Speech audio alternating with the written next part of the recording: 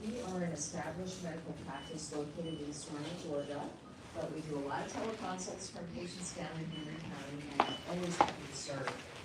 For almost 30 years, my husband, Dr. John Littman, has been an expert in the non-surgical treatment of uterine fibroids. Fibroids are a problem that affect so many women. Some statistics say up to 80% of women, and roughly about half of them will probably have symptoms that would be severe enough to be needing some help. So we offer the non-surgical UFE procedure, uterine fibroid embolization, with Dr. John Littman. This is an outpatient procedure. It's covered by just about every insurance plan. We accept just about all of them in Georgia, including Medicaid. We are here to serve. Having an outpatient procedure with a tiny little incision about the width of your pinky finger and tucked into the crease of your leg really beats having your whole abdomen cut open, or even the laparoscopic or the robotic versions of hysterectomy. Hysterectomy can have a long-standing effects afterwards, and the UFE procedure replaces all of that. Please check out our website, atlii.com, or follow us on Instagram, dr_Littman. Thanks so much. We're happy to be here today. Thank you, Jane. So, guys, if anyone has parked on the side and not in a parking space, at this time we're going to ask you to please move your car. We do have parking in the back, but we have been asked, so if anyone is parked there, we do need you to move your items or move your car. So we're going to have our panel of our mayors. So mayors, come on up, and we'll give them a few minutes to come on.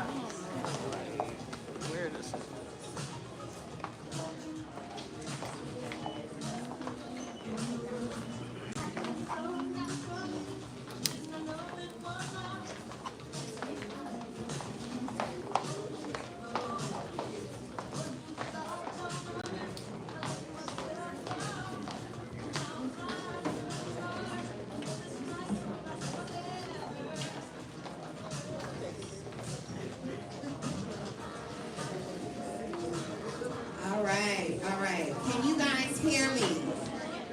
Okay. Mayor Avery, I need you to test your mic. Okay. All right, we can turn the music down just a tad. It can have a little undertone. All right, guys, we're going to kick this off because we have a very tight schedule today. Again, welcome to our Southern Crescent Women in Business Conference. Give yourself a round of applause for being here. For those who don't know, I guess I need to do that. I am Ariel Shaw, founder and president of Southern Crescent Women in Business. I have a lot of titles. I'm also the chair for the Development Authority for the City of Stockbridge. Although this is a McDonough address, we are technically in the city of Stockbridge. I think my mayor would agree. And as you can see, and for those who haven't been in this area for a while, you will see a whole lot of development that has come, and we'll talk briefly about that and how you can be a part of that as well. We're going to kick off our mayor's panel, and they're going to introduce themselves and what city they represent. We'll kick it off with Mayor Avery.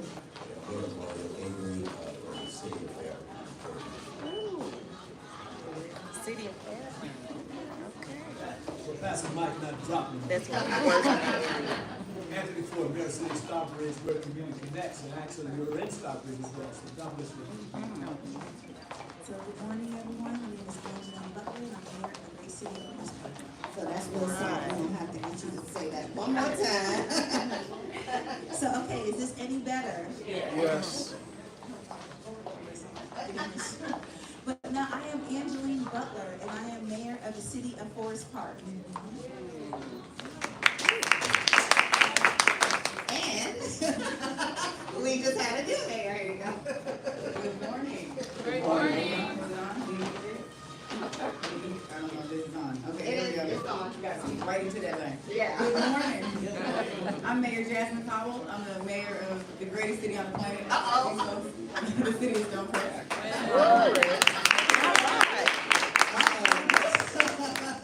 What'd you say about that, man?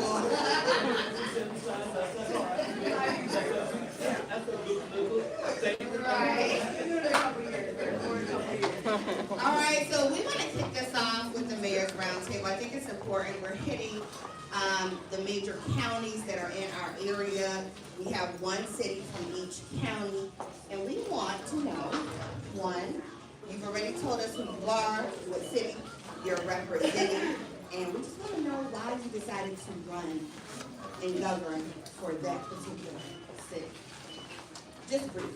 Look at Mayor Avery's like, yeah, I didn't see that question. Go ahead, kick us off, Mayor Cowell. That question has a lot of legs, and we probably don't have enough time for us to all answer that. But, I mean, essentially, and this is probably, in some way, we all probably have a little bit of this in our answer, but, I mean, really, it's just about being in a community in which you have talent, you have passion, and you really want to see change in the community. Instead of looking for who else can make that change, at some point you look inward and just say, am I going to be the one on the sideline, always pointing and asking and looking for someone else to do it, or should I put my name in the hat and try to make the change myself that I'm looking for? So for the most part, I mean, once you kind of make that decision, then you just try to figure out, where do I fit? Right? Is it on the elected side? Is it on the volunteer side? Is it on the staff side? And where are my talents best suited to be able to make my community better? So for the most part, that's where you go. Then you start looking around some other things, but for the most part, that's kind of how I got to it. Yes, again, I'm on the Avery, with a Fairman. My journey started in a very unique way.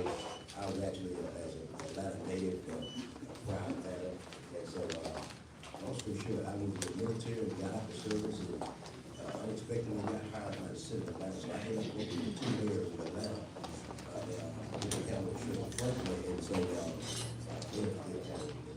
And so, long story short, I was around people that were actually in this business, consultants, contractors, and my profession, I am actually the procurement compliance administrator of Fulton County government as well as the fair.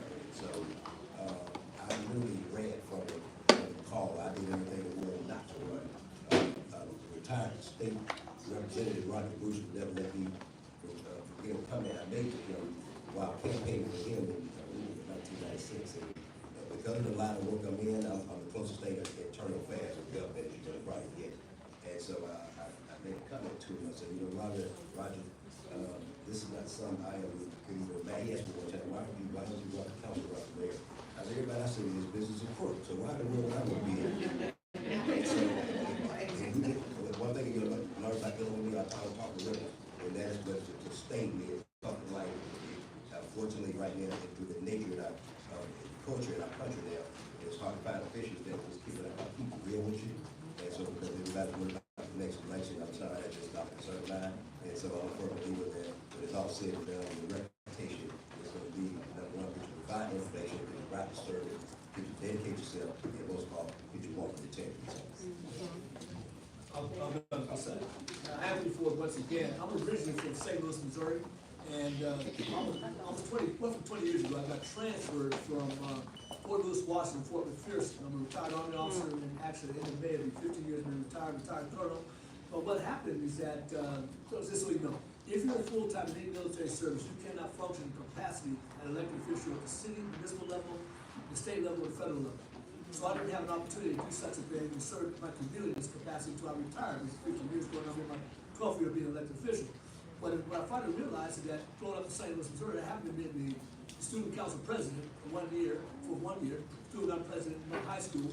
We went on to college, and the president fraternity, I remember Alpha Alpha Fraternity Incorporated. And then what happened is that at the end of my junior year, I had my fraternity brothers help me run for office at my college. And so I got elected and served in that capacity, then went into the military. So otherwise, I realized this is just part of my nature, part of being service. And it's not about the money, because I don't get paid much, but that's all right.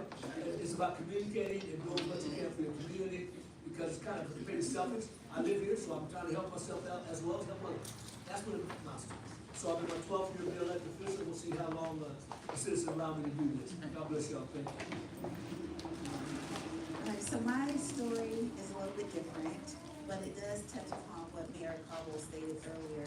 So my love for service and serving came from my father. So he was a command sergeant major in Fort Lewis, and that's the military base where I grew up on. And so the pride that my father had every time he put on his uniform, it permeated his soul, and it was infectious, and so I knew I wanted to serve. And so when I told him, I originally wanted to join the military.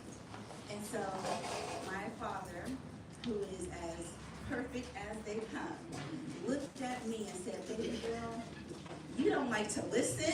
I think you're gonna do well in the military." And so I was like, "Dad, okay, you're just saying that." So I actually went to go speak to a recruiter, and they told me I needed to lose weight. And so I was like, "Yeah, I don't have time for that." So I had to find my own path. And I don't know about you all, but God speaks to me in dreams.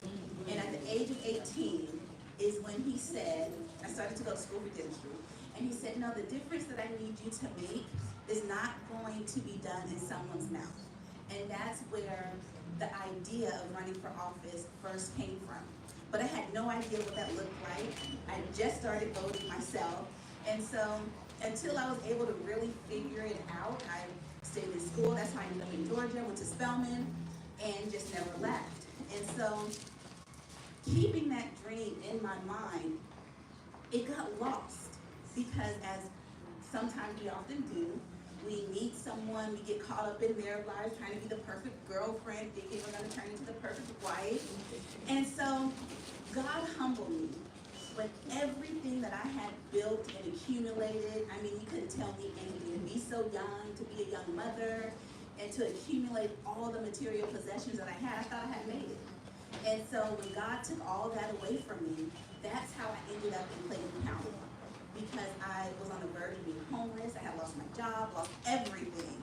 And so while I was in Clayton County, one of my girlfriends ran for office, and she lost. But it reminded me of the dream that I had for myself. And so it actually took 18 years from that moment that I had that dream until I was sworn into office. And why I ran is because I understood that the change that that community needed, I was tired of us waiting for someone else, to Mayor Cobble's point. And then I think Barack said it best. Change will not come if we wait for some other person, or if we wait for some other time. We are the change that we seek. And so I decided to be the change that I was looking for in the community that I was now living in. And now this is my 8th year as mayor. The stars align themselves. Right. So hold on, Mike. We're gonna start from this way. So what is happening in economic development in your city? And I know y'all are elected officials, but I'm gonna need y'all to keep it a little tight. Elected officials and preachers. All right. So what is happening in economic development, and what is on the horizon in your city? Okay, quickly. So when I first assumed office, I had a $15 million debt that I did not know that the city was in. So I had 4 years to pay it off. So my first 4 years was spent paying off that debt to the Army. And so we were able to turn that $15 million debt into over $1 billion in economic development within 4 years. So because of that success, we were able to partner with Truist and have about $51 million in bonds. And so with that, we're investing in ourselves by way of a new city center that's coming, redoing our Star Park, which is the gem of our city. And then also, I'm proud to say that just yesterday, I don't know if you guys are familiar with Nuvo. There's this location in Jonesboro and College Park, and then she has a few in Dallas or in Texas that she's opening. But she's She covered the earth city. Go ahead,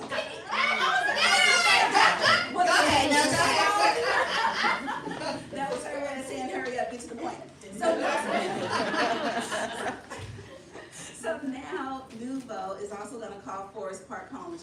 up her keys yesterday. So that was fantastic. Ebony. And so we have some other great things happening, but those are the three biggest ones that I wanted to highlight.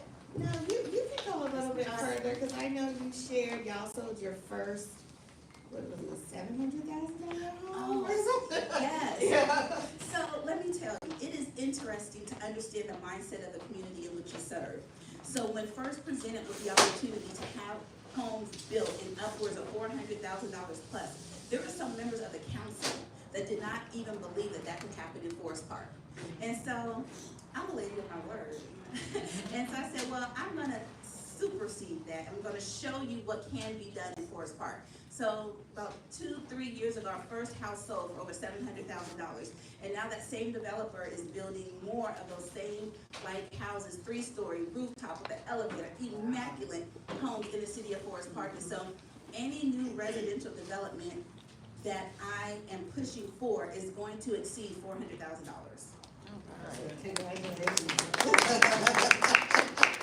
Mayor Ford, what is happening in Well, what's economic happening, development? you go right outside your door. That's what happened.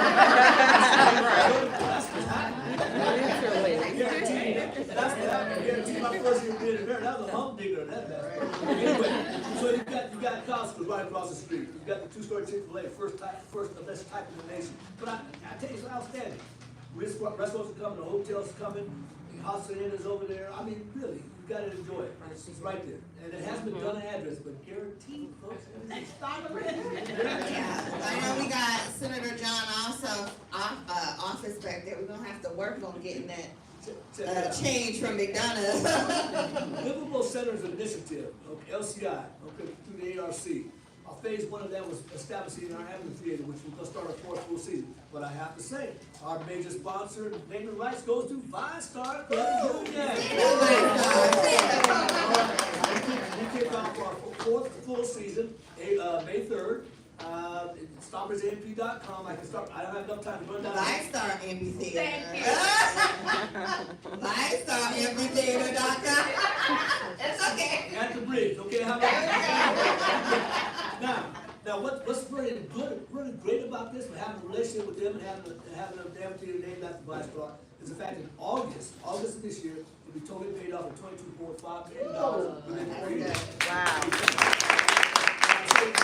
That's phase 1 of a multi-phase operation to get redevelop our downtown area. So we have some other developments coming right across the street from City Hall, which will add to the amphitheater, ViStar Amphitheater, in this aspect as well. StarBridgeAMP.com, check it out, folks. We've got a full season coming up. And besides that, if you go right down the street here, Jericho Road and Patrick Henry Boulevard, obviously, we have a new project that's coming as well. Obviously, Ms. Shaw is part of the citywide development authority, knows about that. We've got businesses, homes, condos, entertainment, restaurants coming on also. So we got to keep it quick. So we got a lot going on. Definitely got a lot going on. And don't close your eyes and stop it. We'll move. I tell you, Strawberry is working with you next. Right. Well, no, you can keep your mic. They're gonna share mine. All right, Mayor Hobble. So like most cities, I mean, we are all fighting for economic development. Stonecrest is the largest city in DeKalb County. We're 60,000 folks and we're 38 square miles. So we're the largest by square mileage and by population. We also are 99% African American. We are a 7-year-old city. So we are literally in the middle of building everything from the ground up. So economic development stretches it far beyond just business. It's also about job centers. It's about infrastructure. And so we have a little bit going on in all these different areas. I'll start with infrastructure and roads. We are extending and rebuilding bridges. So we have 4 major bridges because we are on I-20. So our 4 major bridges are being redone, 2 of them happening right now. The I-20-285 exchange is going to be the second Spaghetti Junction. So that's underway today. It is. Wow. And then there's another bridge, it's the Hilladale Bridge, but it's being redone. And then we will begin work, and I say we, it's us, the county and the state, on the Panola Road Bridge, which will be a diamond diversion, like you see Jimmy Carter and Ashford Dunwoody. And then we're gonna expand what most people know as the Stonecrest Mall Bridge, but the Turner Hill Bridge, expand and widen that so there's 4 lanes on both sides.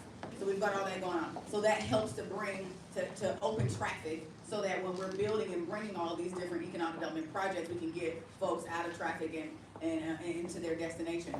Another portion of that is our MARTA Transit Hub. So we will be the first transit hub that MARTA has ever erected, and that will be in the city of Stonecrest, and the second one will be at South DeKalb Mall. But our Stonecrest Transit Hub will allow different modes of transportation to come in and out of the city. Because we've been a rooftop community for so long, for decades, there wasn't a huge desire for there to be experiences in the same place that we lived. We were okay with it just being residential and driving in town for experiences. But as time has changed and generations have shifted, now there's a huge desire for there to be a live, work, and experience right in our community, which is great, except for the past, like 45 years, that hasn't been a thing, right? So all of a sudden, generations shift, and now we look for that economic development shift to happen tomorrow. And it just takes time. And so things like infrastructure, things like transit expansion in a community that was just suburban, a huge suburban community with no real economic development ecosystem, you have to start building things from scratch. Transit is one of them. So we're expanding transit by bringing that MARTA hub in. And thank you to our partners on a federal level. Our Congressman Hank Johnson and both of our senators, Senator Ossoff and Senator Warnock, have been supportive of those projects as well. So then we do infrastructure. So then we move past infrastructure and say, do we have enough water capacity? Okay. Now we have a lot of rooftops, we want more buildings. So now we're working on water capacity. While we're doing that, we're also now saying, okay, what other experiences can we bring to the city of Stonecrest? Because we've been a rooftop community for so long, there were just conveniences, just things that help you get to and from the house, because that's all you wanted to have there. So we are proliferated with conveniences. So we kind of put a box around that. We've got enough gas stations, we've got enough grocery stores, we have enough of the conveniences. So we're looking for the experiences now. So then we go into our code and our legislation. Do we have areas in which are accommodating for that kind of economic growth? So we went in and we made some changes to our code. We've designated an entertainment district, which is around our Stonecrest Mall area. So now those will be places where by code, you can have a bar. You can have a restaurant, bar, a lounge. You can have festivals where you can shut the roads down and be able to have your, similar like Savannah-ish, not as dramatic, but where you can have those kind of places of gathering.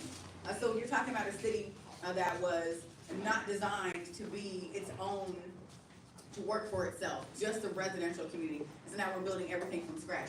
Even our town center, we're now moving, this year we'll see dirt moving on our town center, which is connected to our entertainment district. So just a lot going on. And we just opened Harold's, I think this is their fourth or fifth in the metro area.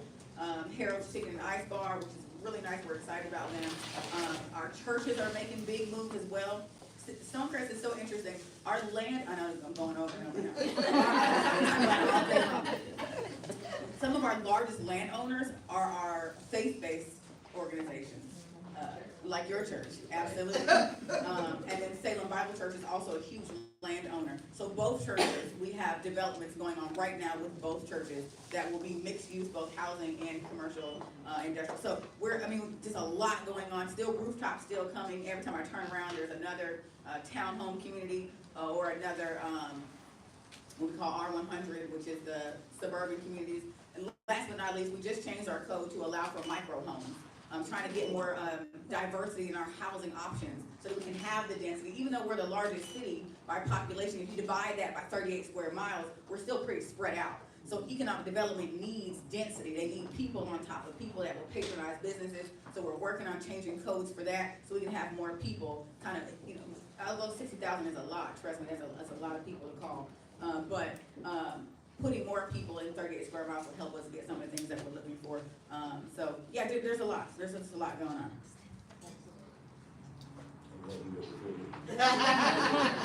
Trying to get to. Ladies and gentlemen, first of all, let me just say again, thank you so much for hosting this event. Let me just say, my administration is, our city is just under 20,000. And so, let me just get on with what to do right now. The staff that the Lord has actually blessed me to be able to bring in. One of the issues that you heard me mention earlier, I worked for 2 mayors of Atlanta and haven't been, as an Atlanta native, grew up on what was known for many people, Cranky Highway, so the hood. And so, what happened, and it's going, that property value shooting through the roof already. And so one of the things, with over 600 relatives, literally, I got 600 relatives in the metro area right now. So I've been in every part of every county you can think of. One of the things that I learned during my tenure, work for two mayors, as well as the county in this case, is that, when it's great to focus on bringing restaurants, bringing buildings, one of the things that our administration is focusing on, my motto in my administration, one family, one family. And so one of the things that we're proud of, I was mayor from 2010 to 2017, and I came back 3 years ago. And so one of the things that I had to focus on was an area that we just take for granted. I came back in office, believe it or not, with not a single fire engine working in the city of Fairfield. I know because I had 2 house fires 2 months before I was sworn in that burnt down. And so one of the things I had to come in and basically focus in areas that residents don't ask. They never ask if a fire truck is coming. They never ask if an ambulance is coming. And so what I've done, and I'm making no secret, God has given me the wisdom, and our staff the favor. I bought what the city of Atlanta hasn't done yet. I bought 8 fire trucks in 36 months. I went total 16 million. I paid 3. Thank you, God. On the way to paid 3. And so now, Mayor Copper, I think, came to our Fairfield Festival. We have one of the biggest events in South Fulton, first Saturday in October. Had what is known as the Fairfield Festival. That's where, in this case, that last October, we had 30,000 people stretched over 10 blocks on she was there. And so we had every police agency you can think of, mayors from everywhere. Why am I bringing that up? Because one of the things I realized at that point is that things that we take for granted, other people they just don't assume that a truck is not coming. So one of the areas I focus on in relation to economic development, our economic median income in the last 3 years has now gone from 40,000 to 90 because of all the economic development, the condos, upscale housing that are now coming to the city fair. Again, I think no secret name, but the favor does know the way to explain it. And so now one of the areas that we brought in, we focus on is that parks. Being from Atlanta, parks was the difference of me and my brothers going to jail. Okay, and I just be transparent. I'm gonna talk to relatives. And so with as many relatives I got, the park is what kept us out of the street. So one of the things that we had dumped 16 million in Duncan Park. It's one of the most beautiful parks you'll see for 5 minutes. What I decided to do then, I said, guys, we're gonna get a park system. So now one of the property area in our city is called the Lightning Community. If you walk over there now, you have no idea. My pastor actually used to be over there, Pastor $12 used to be in Fairfield years ago. And he was just blown away with the renovation that we've done to the park. We're putting parks in different parts of the city because everybody didn't want to drive all on the other side of the city to go to a park. And so the parks are getting kept our youth out of trouble. One of the things that we do, you'll see as relates to economic development as well, again, we're not as blessed as Stonecrest to have so many rooftops. We're building houses trying to get the rooftop minimum so that we can have the household name restaurants that now are on tap to come to Fairfield. One of the areas too that we take for granted is that as it relates to small businesses in this case, again, I have a dual capacity because I'm actually over the compliance department, Fulton County government, as well as Mayor Fairfield. One of the things that I realized, my wife being a successful business owner as well, as a certified financial planner, one of the things that we take for granted as it relates to the procurement. Can I just derail out that I'll be through? I just have to derail and say this. I'm looking at all these women businesses right now. Ladies and gentlemen, the female businesses are one of the most lucrative areas. You hear that attack on DEI, and I'm not gonna get off script, I promise. You hear the attack on DEI, right now, the female businesses is one of the major components of DEI, whether you realize that or not, regardless of where you stand. This is not political. Why am I saying that? I need you, when you have events like this, when Fulton County, City of Atlanta, Stonecrest, all these events have for vendors to come through. I need you to come with your elevator speech in 3 minutes. Don't give me your resume. Give it in 3 minutes. Give me your speech of what is it you can do. I provide streets. I can cater. I need your resume quick. When you're talking to mayors, when you're talking to county commissioners, they don't have time to hear your resume. They need what do you do, how fast, and when the last time you did it. Okay, can I just tell you, just keep it real there. When men and women come to the city of Fairfield, I got so much economic. You go to the city of Fairfield, website fairfield.com, you go up on the finance department, you'll see all our procurement. And again, like I said, one of the biggest public safety complexes, one of the biggest Oh, I'm sorry. But I'll pose you this, we're about to build with the biggest public safety complex in, I believe is gonna end up being in the county. Okay, and so we're excited about that, but again, I'm gonna stop right there. Keep the mic, answer the Okay, okay, because we are running out of time, guys. And so, Mayor Avery is on 2 panels. He is actually on our procurement panel because he serves with Fulton County. But I want to make sure, and I know some of you've already hit on it, but if we can go a little further, how do these small businesses and even investors participate in what's going on in your city? And, because I'm going to ask 2 questions in one. Do you have an official process for procurement and contracting? And if not, that's fine. We just want to know how do we get in? So we'll start with you, Mayor Angela. Okay, yes. How do they get involved in this? Businesses and investors, how do they participate in what's going on? Yeah, so let me say that in most municipalities, people want those large corporations to come. But when you have them in your municipality and they close, then you see the devastating impact that they leave upon their exit. And so we understand that it's truly the small businesses is what sustains any municipality. So when you come in to the city of Forest Park, whether you want to bring your business or build homes, we have a concierge model that we just are beginning to roll out. And so what that means is that when you come, you're going to meet with every division that is going to be involved in your project. And we want everyone to meet at the same time so that there's no lapse in communication. You know what is expected of you. You know what is expected, what you can expect to receive from the city of Forest Park. And then they walk you through the entire process, as they say it, from cradle to grave. And so that has been the missing link. Centralizing all of those departments is the best thing that we could have done to make it easy for investors and entrepreneurs to come into our city, because before people would have to go to different buildings just to get one thing done. And so we centralize that entire process because we want you to understand, we want to be easy. We want to make it easy on you because we understand that you're entrusting us with your investment and we don't take it lightly. And so that is just how we are totally open for business. And so www.forestparkga.gov. We are considered a food desert. So if you have a restaurant idea, we would love to have you.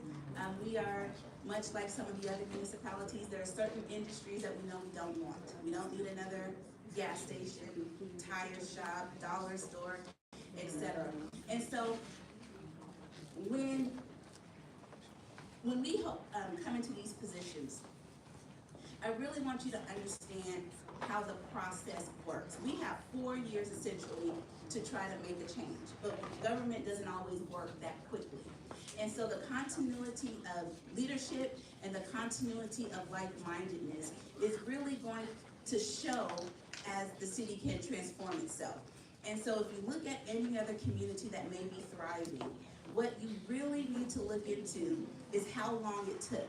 Most of those communities took about 18 to 20 years for it to get to what you see today. And so when you have a new municipality like Stonecrest, or you have a municipality like Forest Park where we've been in existence since 1908, but we've been in the same condition that we have been in since the 80s or so, because that like-mindedness, the vision for the city has remained stagnant. So when you have leaders in these roles that are truly trying to make a difference, and also understanding that as mayors, we don't do anything unilaterally.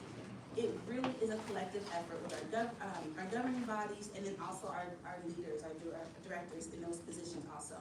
So it really is a collaborative effort. And so just keep that in mind when you are pursuing ventures in any municipality, that while the wheels may seem like it's turning slowly, just know that it is really quickly behind the scenes. Here in Stockbridge, we have a supplier diversity program where it's at for women-owned businesses, minorities, veterans, in this aspect where you get a certain amount of assistance per se, or different points in reference to doing business, being a contractor in this aspect.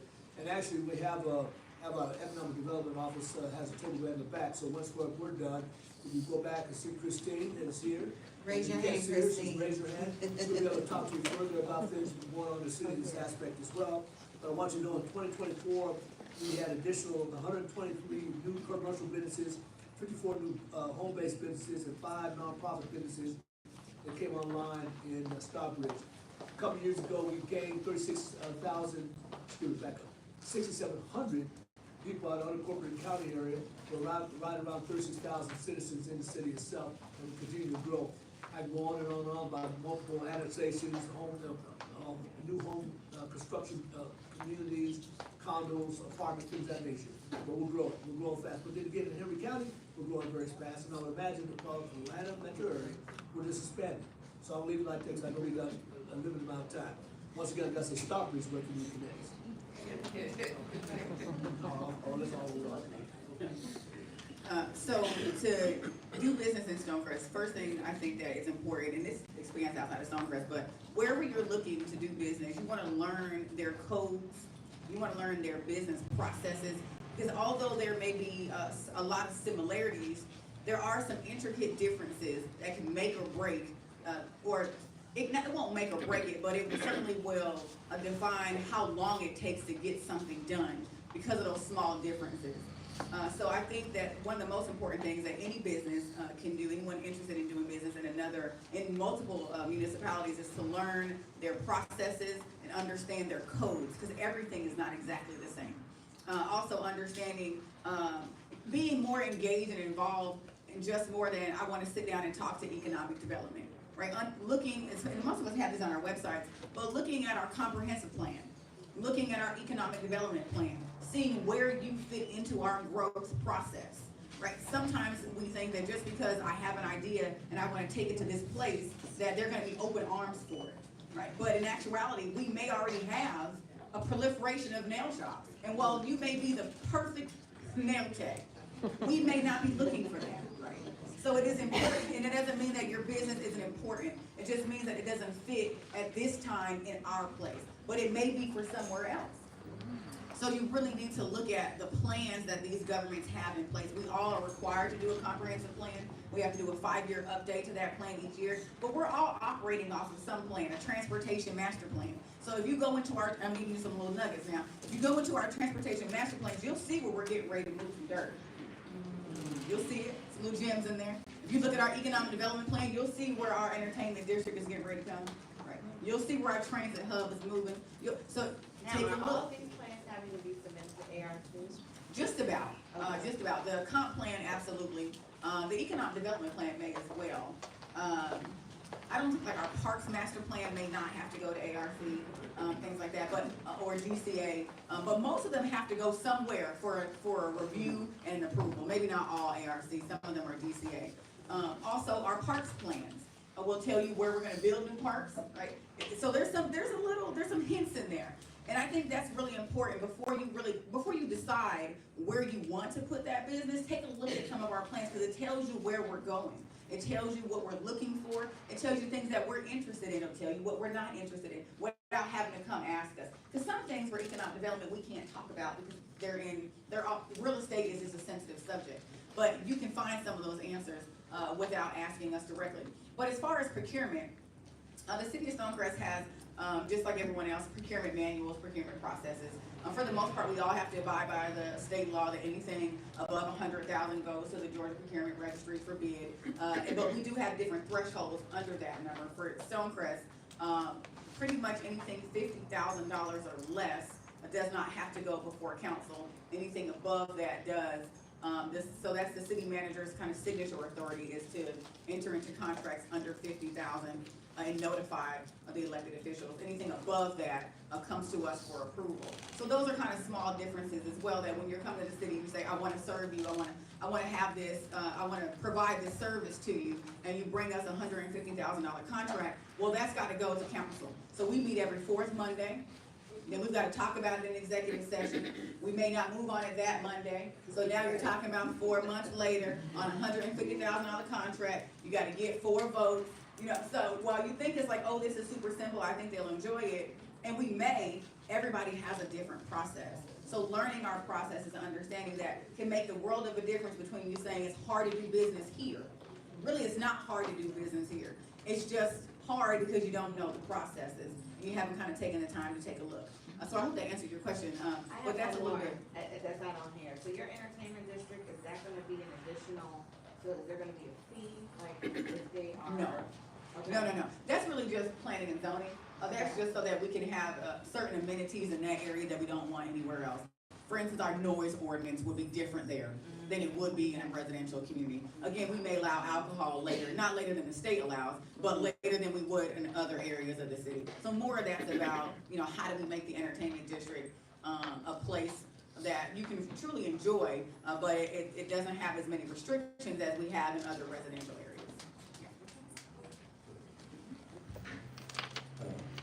So, as it relates to procurement in this case, ladies and gentlemen, you go to, in this case, let me ask this question first. To do business, in the metro area, a lot of the governments now have to use what they call BitNet. I'm trying to figure out, how many of you out, can I show a hand of people that actually register with BitNet right now? Okay, that means right now, there's opportunities sitting on the table that your company has not even looked at. I need everybody, if you don't hear anything else I say today, I need everyone out of the day. I need you to go and register with BitNet Direct, BitNet. Here's why, because between Fairburn, Fulton County, and DeKalb County, all a host of other major governments, all of us are advertising on BitNet Direct. B-I-D-N-E-T, BitNet. BitNet company. Ladies and gentlemen, I need you, and here's why I need you to register for BitNet. Because as great, again, if you go to the city of Fairburn, you go to fairburn.com on our finance department, you'll be able to find all our procurements, and actually, you'll see them, it'll take you to BitNet.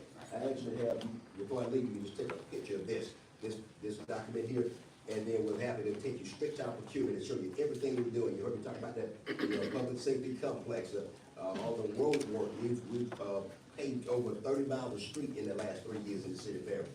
But I need you to make sure that you take advantage of being registered with BitNet. Let me go here for a second as well. Let me give you a tip, and I was going to save this for the next section, but I think right now it's important here. Ladies and gentlemen, when you go to the different municipalities, whether it's county, city, state, or federal, I need you to remember this statement. If you don't remember anything else I say, when they're doing an advertisement, by law you have to do what they call a pre-bid, based on advertising of the project. I need you to remember this phrase.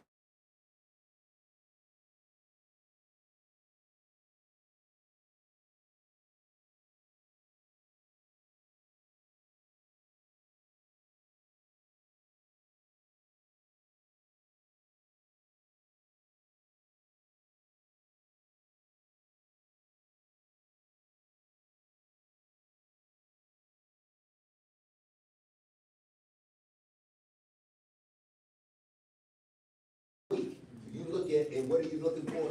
I'm looking for my company to go to a pre-bid, especially a scope of service or work that I do. If you've got a catering company and somebody is actually, in this case, advertising for catering work, I need you to take somebody there. Here's why. A lot of them are on Zoom now. And so now, if they're on Zoom on Teams, you ask them when it's over with, you ask them for a copy of that sign-in sheet of the people that register. What are you doing? You're getting in business what is known as a cold market. Folk that you've never seen, but guess what? That's a start. These are the people that are interested in doing the same kind of work I want.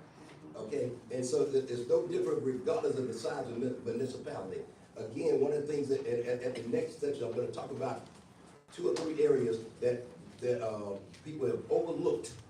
You heard about them, but nobody's looking at it. All the crabs are coming in one location trying to get a contract. I'll tell you what those are at the next section. All right, and on that note, so let me say this.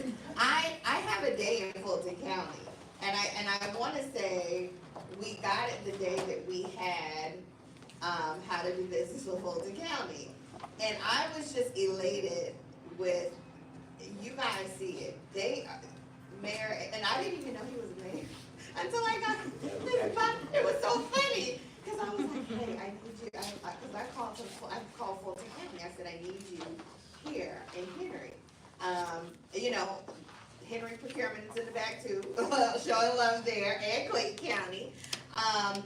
But he just was so excited about how to help women in small businesses. There was just no way that we were gonna have another, event where procurement was a conversation and not have him. So we have officially wrapped up, and we are wrapping up our mayor's panel so that we can get to the procurement and government panel. Please give our mayors a round of applause.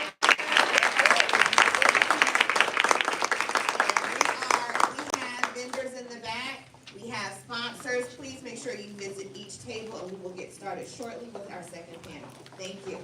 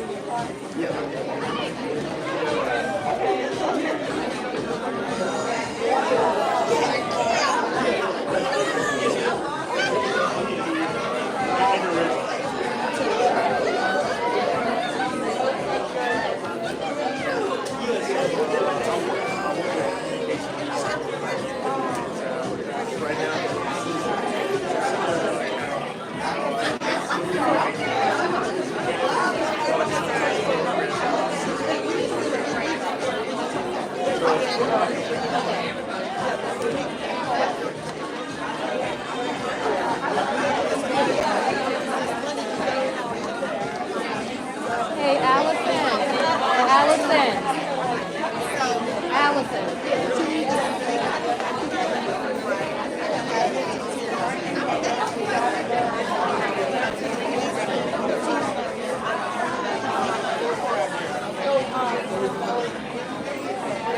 Basically,